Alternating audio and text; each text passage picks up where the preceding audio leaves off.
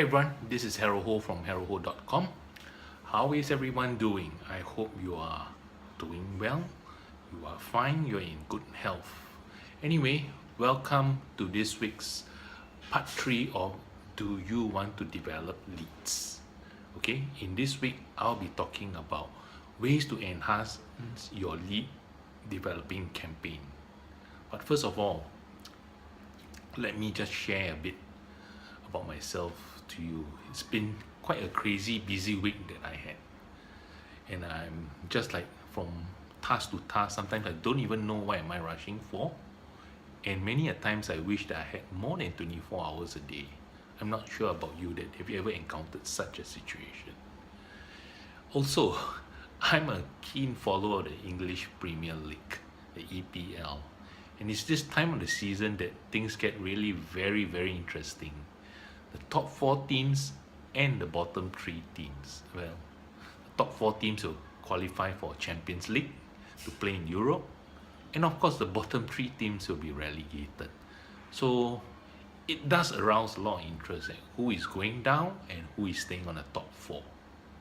So in our business, sometimes I like to think, do you prefer to be in the top 4 or to be in the bottom 3? Okay, most likely I know what your answer is, and there's always some form of help that I can give you to ensure you stay at the top rather than at the bottom. Okay, so let's come back to this week, where what my blog post was about, ways to enhance your lead developing campaign. I have something like 7 points for you this week. My first point is characterizing your tone. What is characterizing your tone? It's just simply writing from your own personal email when you write to your list. Okay, make sure it's your own personal email and not those common mailbox, like sales@abc.com or marketing@xyz.com. Worse still, support@abc.com. Have it very personalized, that it's from you, straight from you, from your heart. For instance, like harold@haroldhoblog.com. So you should incorporate that in your email. In your reply to, have a reply address, or when they hit reply to your email, it comes back to you straight on that email address. Okay, that is something very important. Of course, next, you address your leads by their name, the name they've given you when they opted in. Okay, if you can include their name in the middle of the email. It's very challenging, right? Especially you got a list of 1,000 you want to send out. There's 1,000 names that you're going to incorporate inside the email. Like I say, if you can, okay, you try that. It shows personalization. It shows that you care for them. You know them like someone, your friend, very personal. Of course, it pays a lot to remember them, that what they opted in for. For instance, they could have opted into one of your campaigns, like making money as an affiliate marketer. Your campaign on that, they came in on that campaign. And in your blog post, sometimes you can include that, something like opting in from that campaign, opting in from making money as an affiliate marketer. I hope this blog post here is of value to you, is of relevance to you. It shows that you remember that how they opted in, from where they came from. You could be having more than one campaign, maybe another campaign you want to collect leads, regarding maybe traffic. Okay, how to develop traffic. So you have different lists of people. They are all your friends. Your personal touch should be shown there. Finally, most important of all, show your human side. Make yourself approachable. Have some personal touch. Be yourself as natural as possible. It pays that way. That it shows that you are somebody very approachable. They can come to you rather than you have to go around chasing them. That your door is always open. They can always uh, Facebook private message you, Skype you, or drop an email to you. My second point is keep it brief. This is something of great importance. Remember only one thing here. You only have 6 seconds to impress on your lead in the email. So be exact and precise in your title, what you are going to give them. Okay, be as precise as possible that what you are going to give them. Show the value, that's the most important. They don't have time to read through everything. So show the value, be precise. Tell them, say, this is what I'm going to give you. Okay, so that they know what they are getting. The next point that I like to, bring to your attention, the third point is get your frequency right. This is something extremely tricky. I would say, something very dicey, very tricky. I give you the two extreme. Imagine emailing your email list, your leads, 2-3 times a day and once a month. Okay, the two extreme. If you do every day 2-3 emails a day to your leads, some of them may feel very annoyed that you are bothering them. And I know there are some school of thoughts that teach you, say, pitch and pitch as much as possible. It's fine to pitch provided you give value. If you don't give value, you're just pitching. If you can, tell a story, share your story, and then you pitch. But you're just simply pitching and pitching. I would not be surprised, that you get quite a lot of subscribers unsubscribing from you. Your list will just leave you. Okay, it's kind of annoying. So it's something that you must know exactly where the balance is. Okay, if you keep on pitching and pitching, what is going to happen is that people feel that you're just after their wallet. That's the feeling you are giving to them. Say you want them to sell. I know some have probably tell you, say it's okay.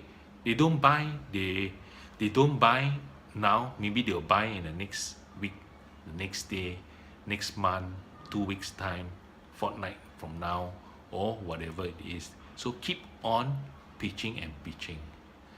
Well, if they don't buy now, don't buy today, don't buy tomorrow, don't buy next week, and still stay on your list, then it's okay. What I'm afraid of is if you do that and they stay out of your list and you find that your subscribers start to dwindle down, then again you have to go and rebuild your list. But take into some decent consideration that may not be the right approach. On the other hand, the other extreme, you send only an email once a month. Let's say you have started a campaign to collect your leads, and after which you waited 1 month before you send the first email. I tell you, they would have forgotten who you are. Like, really, did I opted in to this? Oh, maybe I did it by mistake, so I unsubscribe. So these are the extreme. So you must experiment and see how often, that you send your email out to them, the frequency, the timing, the frequency to send. That would be ideal. Different campaign bring in different leads to you, to your email list. Therefore, treat them differently. Some may be appropriate for you to send daily. Some may not. Maybe 2 days once would be quite good. I have one tip for you. Ideally, send your email out on a weekend. I guess it's natural. Say weekend is a time where some people would spend their time looking through their email. Monday to Fridays is a busy day. Some may have family, some have day job, coming back very tired. I don't have time to read your email, so I can do it on a weekend.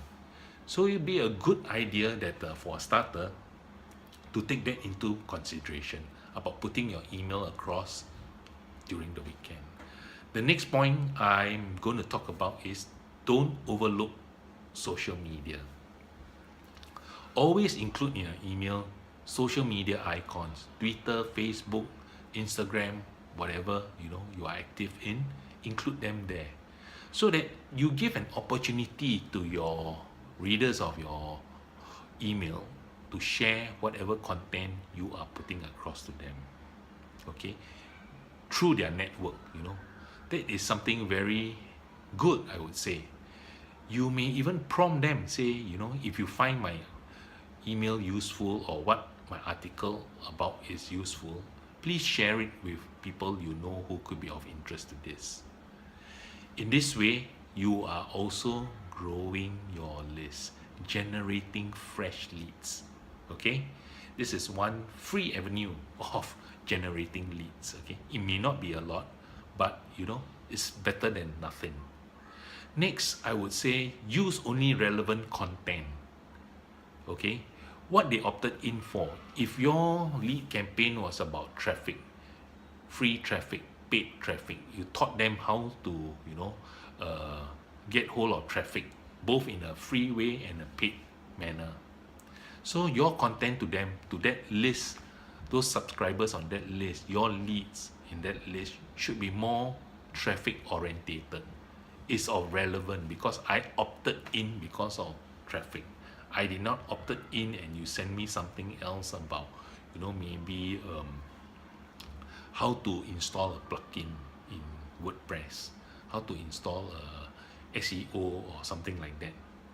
Okay, so be relevant as much as possible. But of course, there's another way that you can always ask your leads that would they mind you send something different to them, maybe about teaching them how to write email copy, how to write a sales letter. Just prompt them and ask them, would you mind? Hit reply to me if you mind. If not, I will take it as you are fine if I give you fresh content about email copy writing. In this way, it shows that you are sensitive to them. You are aware, you have a feeling for them, that you don't just simply send any sort of content to them. You feel like sending this, tomorrow you may be sending something else about search engine optimization, another day you may be sending training about video marketing, and the third day you're sending all sorts of stuff. Your leads get a bit confused. I opted in for traffic and now I'm getting content of something else.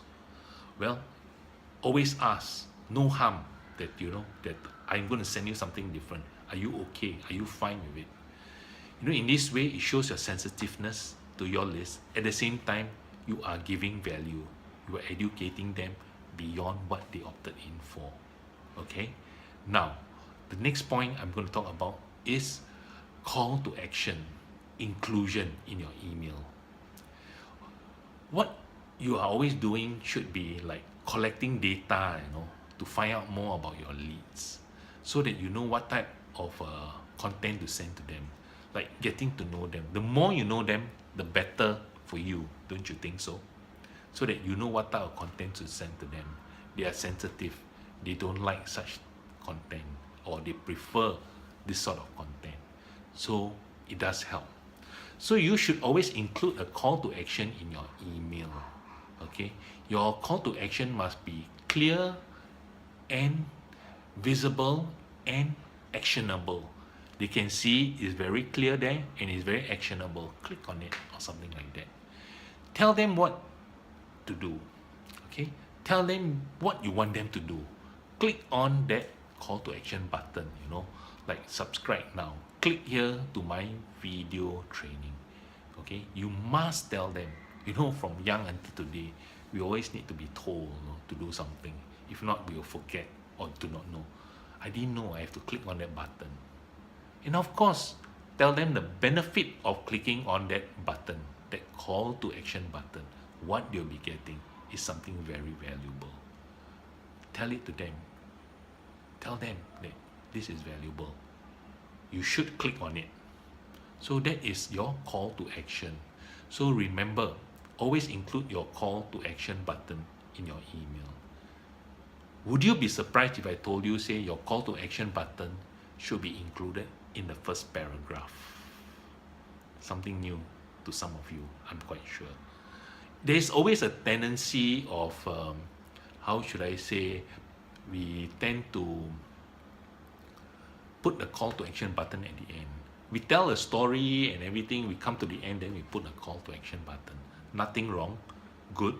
In fact, you should still do that, but have one at the beginning. You know why? Sometimes your leads don't have time to read through your whole email. So catch them at the top. Because, okay, what do you want? You want me to click on this? Okay, yeah, exactly. You want them to click on that button, that link. Okay? So included that at the beginning, at your first paragraph. Also put it at the end. But, if you miss out on the first paragraph, if they don't read through to the end, then they'll miss your call to action completely. So there's some food for thought for you. Next, or rather the 7th point I have for you is the all-important headline, the compelling headline.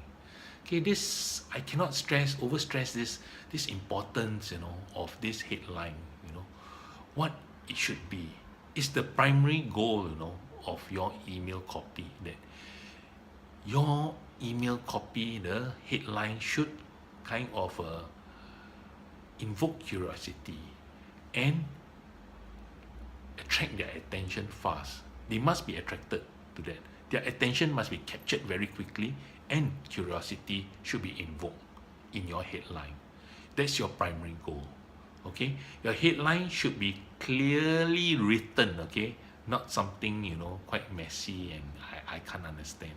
And be as specific, exact, as possible you can get, telling them what exactly you are going to give to them, what you are delivering to them. Give it to them, exactly what you will be getting. And your title should be crafted in a way of urgency and importance. Okay, that is something distinct. Okay, the most fascinating, captivating part of the headline should be visible. Okay, as a rule of thumb, it's quite good if you take this into consideration. The 80 to 140 characters. Keep your headline within that range. That is the most ideal. Well, marketers tend to overlook this area. Something that you should not.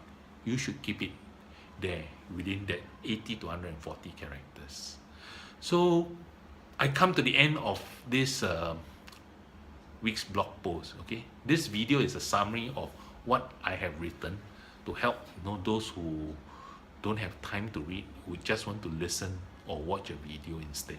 So I summarize all this in a video for you, all my 7 pointers in the blog post. I hope you'll find it useful.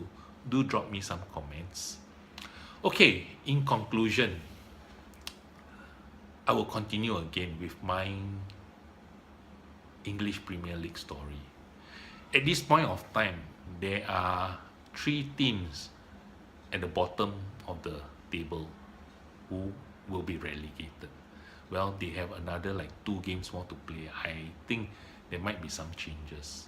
The 3 teams are Hull City, Middlesbrough, and Sunderland.